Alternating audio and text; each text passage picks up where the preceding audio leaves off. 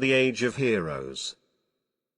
The Age of Heroes lasted for thousands of years, in which kingdoms rose and fell, noble houses were founded, and withered away, and great deeds were accomplished. Yet, what we truly know of those ancient days, is hardly more than what we know of the Dawn Age.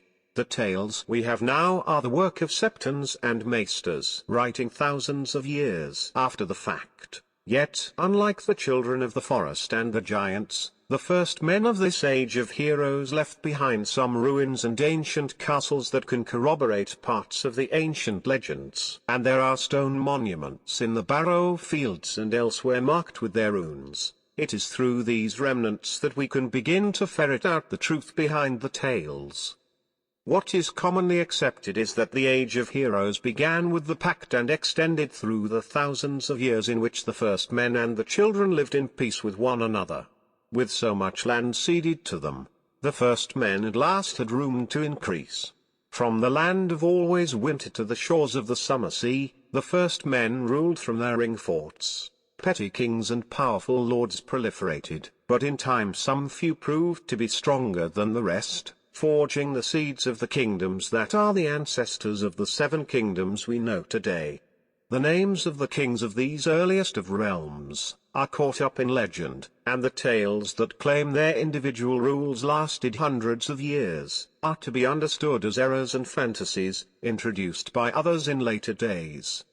Names such as Brandon the Builder, Garth Greenhand, Lamb the Clever, Durin God's Grief are names to conjure with, but it is likely that their legends hold less truth than fancy. Elsewhere, I shall endeavor to sift what grain can be found from the chaff, but for now it is enough to acknowledge the tales.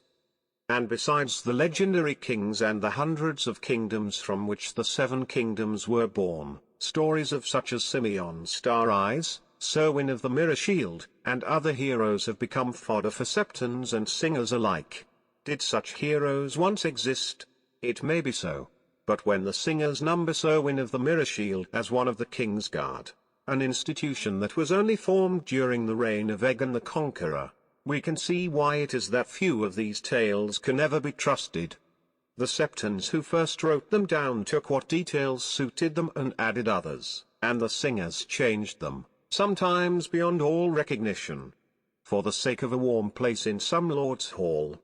In such a way does some long-dead first man become a knight, who follows the 7, and guards the Targaryen kings thousands of years after he lived, if he ever did. The legion of boys and youths made ignorant of the past history of Westeros by these foolish tales cannot be numbered.